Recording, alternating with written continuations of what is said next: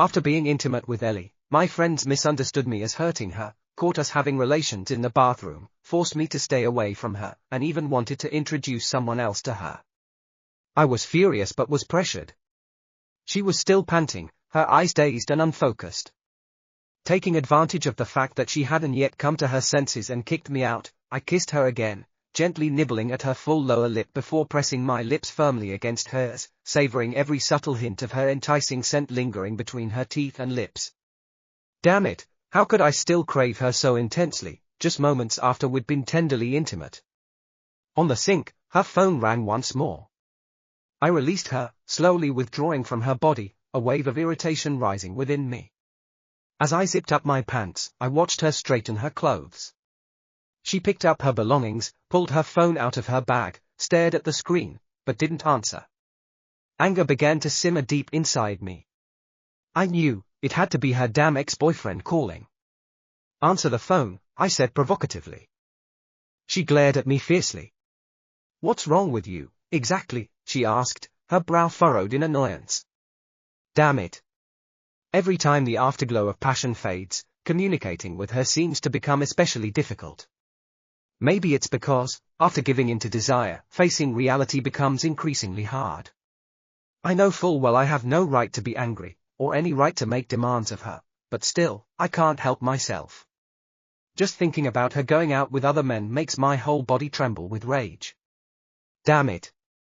I've actually developed a possessive urge toward a woman who has absolutely no connection to me. I ran both hands over my face and raked my fingers through my hair, trying to calm down. Where on earth has all my self-control gone? Are you really planning to go back to him? I had to know the answer.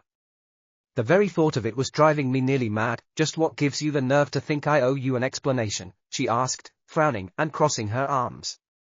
Maybe it's because we just, shut up. We both know this was nothing but a mistake. Hearing her say that made it almost impossible for me to keep my anger in check. Are you kidding me? No. What's laughable is that you think I owe you anything. So that's how you see it, huh? What are you talking about? It was just a fleeting affair. Remember what you said, you're not the type to reach out to someone the next day. So act like it. Of course she'd seized this opportunity to bring up old grievances. Maybe I deserved it, after all. Damn it. I had no idea what I was doing. When I saw her sitting there next to that jerk, I completely lost it. Anger clouded my mind, and all I could think about was one thing, catching up with her and making her understand that she's mine. She's driven me to act like some primal creature. The worst part? The night before, I barely slept at all. My mind was consumed by her. More precisely, it was consumed by the desire to have her.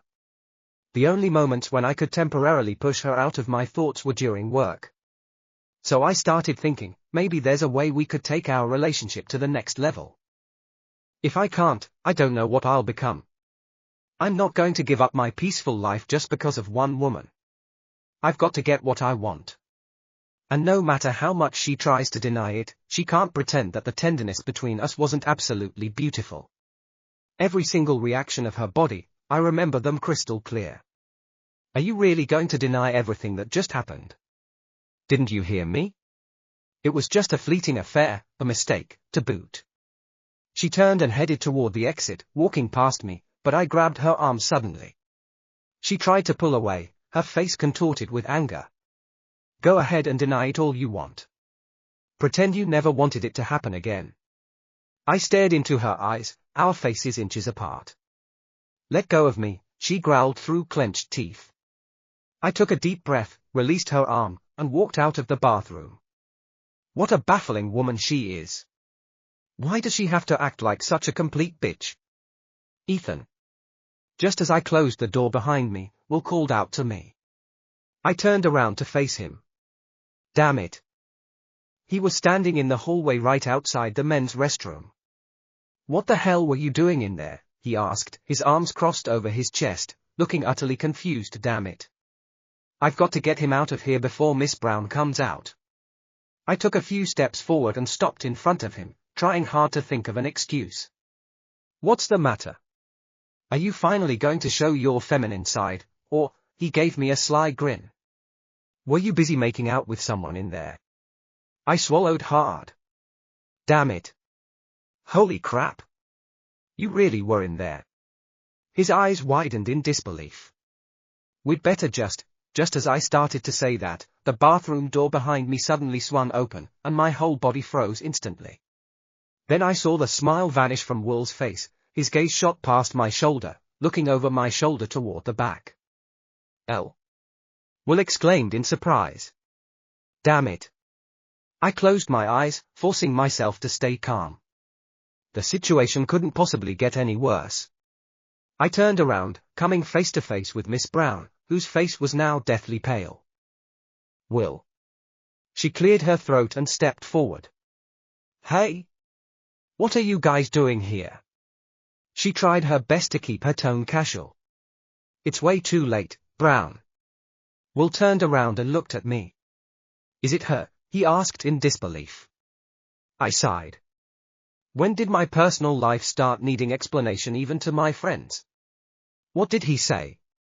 Ellie asked. I'm not stupid, Elle. I know exactly what the two of you were up to in there, Will said. I noticed her face growing paler, she was probably freaking out. She glanced at me, as if seeking some kind of help. This is none of your business, Will. We're both adults, we can handle this ourselves, I finally said. But Miss Brown seemed even angrier now. What had she been expecting? Had she expected me to lie? Will isn't stupid, you know. Don't worry, Will. It was just a mistake, it'll never happen again. I've got to go, she said, not even glancing at me as she turned and walked away. Damn it, Morgan. Why does it have to be her? It's none of your business, Will. This is between me and her, stay out of it. You've got it all wrong. She's family to me. Relax, you're not going to marry her, are you? That's exactly the problem.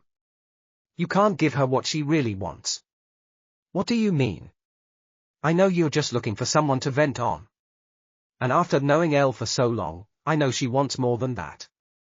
I thought you'd already given up on this idea. Damn it.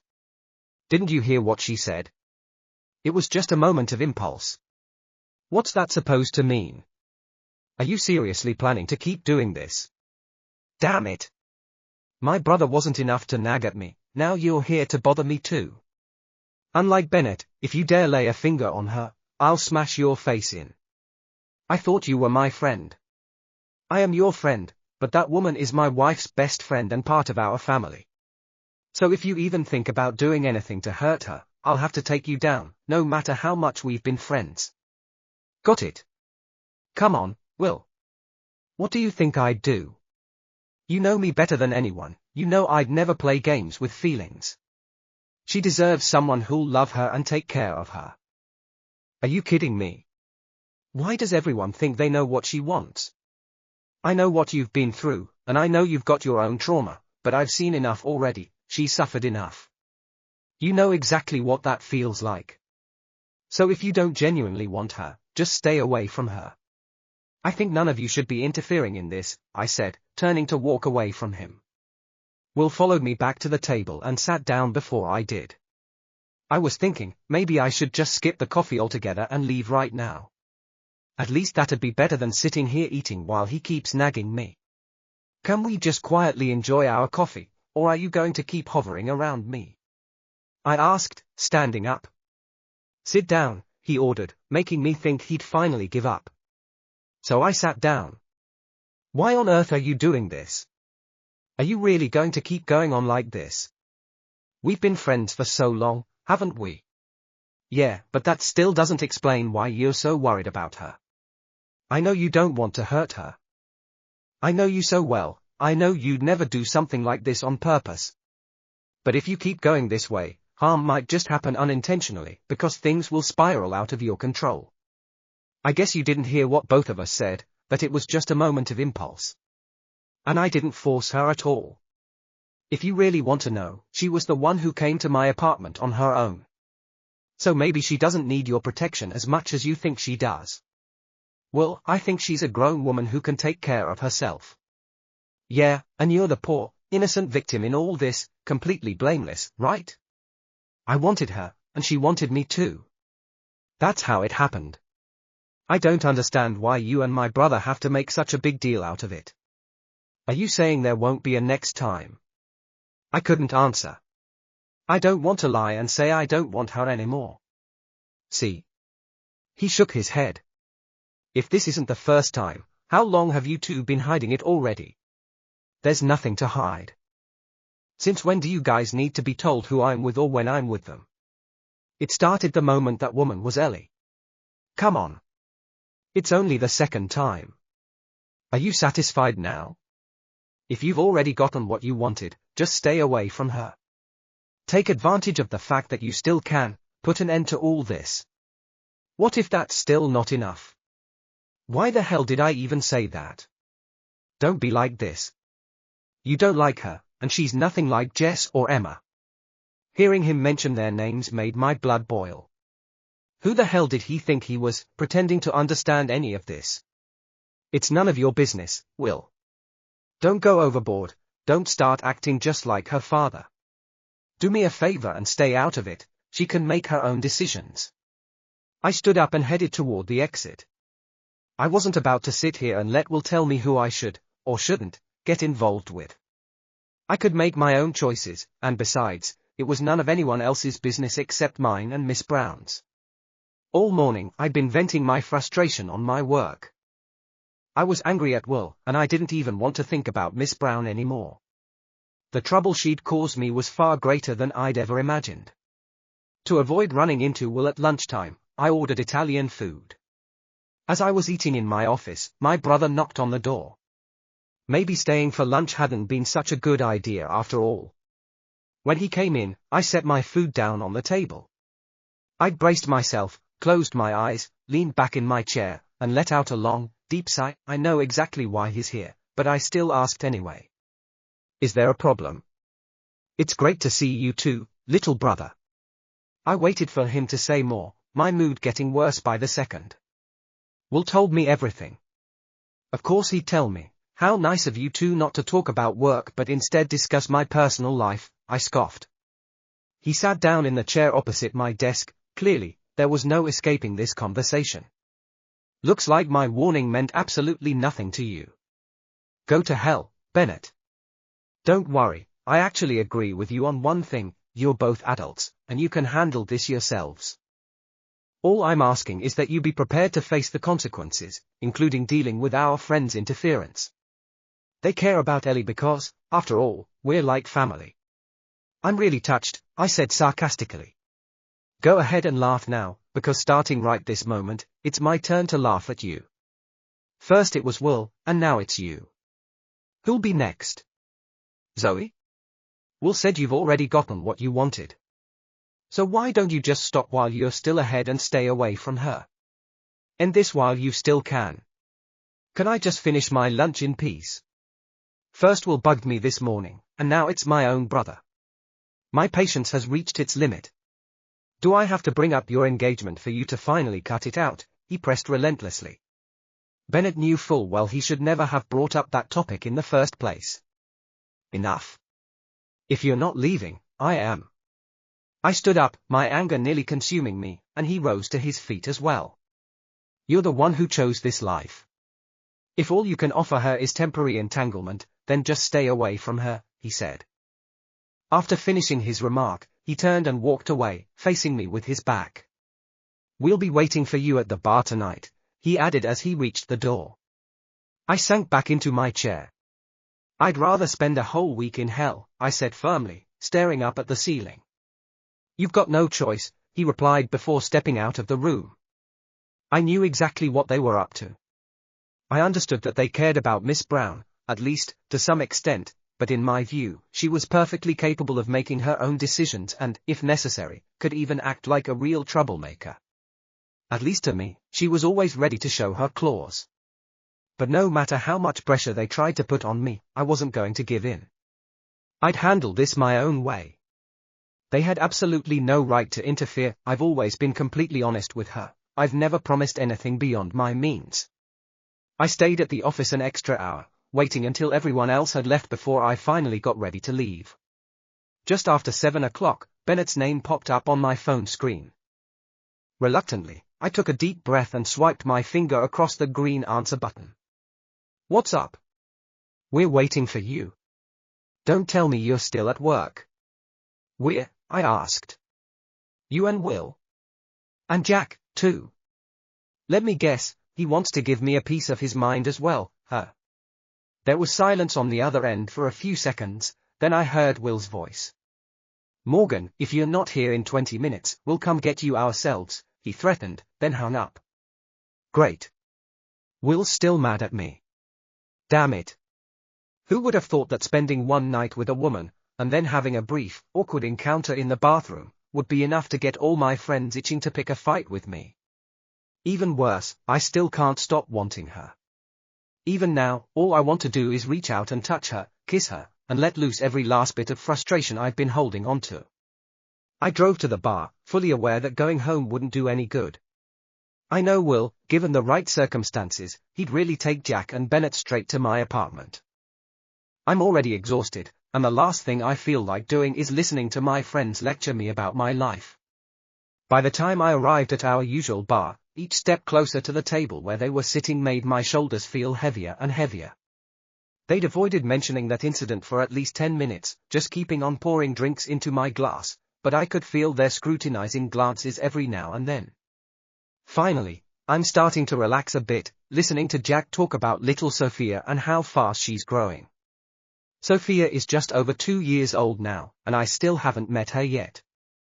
I feel like such a jerk for not having seen her already. When can I finally meet her? I asked. Zara's planning a dinner party on Friday to bring everyone together, Jack said, looking both surprised and puzzled. Ethan, I had no idea you liked kids. That's because you've never seen him around our niece, Bennett muttered under his breath. I laughed, thinking of Annabelle. She's our sister's daughter, a tiny, utterly adorable little angel with golden hair and big, bright blue eyes. Benny, don't get all upset just because I'm the favorite uncle, I teased, and he rolled his eyes. Since you love kids so much, why don't you just consider having one yourself? Will said provocatively after finishing the last drop of whiskey in his glass, prompting me to let out an exasperated sigh. I knew it, sooner or later, you'd start meddling in my life. If you weren't so stubborn, I wouldn't have to worry so much, he added. I don't need your concern, nor do I need anyone else's. I glanced around the table at everyone sitting there. Fine. We really shouldn't worry, because Ellie made it perfectly clear before she left, that she had no intention of continuing this relationship. Will revealed. What? She was here. She said she knew full well you couldn't give her anything, and that the two of you were just playing around anyway. I didn't know what to think, but what he said actually matched exactly what she told Will earlier. So you're just going to drag her here too, and tell her how to live her own life? I asked sarcastically. This is ridiculous. We're all adults, we can handle this ourselves. Why can't they just get it through their thick skulls? Unlike you, she understands our concern. Since she's made it perfectly clear that she doesn't want anything to do with you anymore, you'd better stay away from her, right? You sure seem to hope so, I retorted provocatively. If all you're looking for is someone to vent on, find someone else, he warned, his gaze sharp. Ellie deserves, and wants, so much more. You have no idea what she's been through, but I do. I watched her suffer because of a jerk who didn't even deserve a single tear from her. It was that jerk ex-boyfriend again. I knew she'd been hurt, and even if I did care, it still had nothing to do with me. It's not my fault. You know I never meant to hurt her. That doesn't matter. If you don't like her, or if you don't care about her enough, just stay away from her, he said, each word laced with mounting irritation. Say it. Say what? Say that you'll never go see her again, he demanded. He just can't bring himself to say it, can he, little brother? Bennett chimed in. Because he's starting to like her. Nonsense. I scoffed. Oh? Then what is it? He asked provocatively. I knew full well he'd love nothing more than to watch Will torment me. Screw you. I finally blurted out. Then tell me why, he pressed. Damn it. All three of them were staring at me, waiting for an answer. I hated being put under pressure over something that had nothing to do with them at all, well, the tenderness between us was truly beautiful, I admitted. It was the truth, but it was also a lie, because it wasn't just beautiful, it was the most unforgettable intimate moment of my entire life. But I couldn't admit that, because if I did, they'd think I'd fallen in love with her. Who knew what might happen then? If we weren't friends, I'd have punched you right in the face by now, Will said, his eyes flickering with a hint of disgust. Clearly, the two of you want different things. Jack had been silently watching us the whole time, and finally spoke up. Since Ethan doesn't seem to care, I guess he wouldn't mind if I introduced Ellie to one of my friends. What? Anthony's an old friend of mine, he's a lawyer who's been looking for someone to settle down with. He's eager to start a family and build a stable life as soon as possible. It sounds more in line with what Ellie wants, what do you think? This thought made my teeth grind together, my stomach churn, and anger blurred my vision. In that case, let her decide for herself which one she prefers. After all, you don't care either, right? He went on. Watch out, little brother, you're about to crush the cup, Bennett teased. Only then did I realize I'd been gripping the cup so tightly that my hand was trembling. I loosened my grip. Whatever, I said, doing my best to sound nonchalant as I turned to Jack, and just caught sight of the smile on Bennett's face. That bastard, he was actually gloating over my discomfort.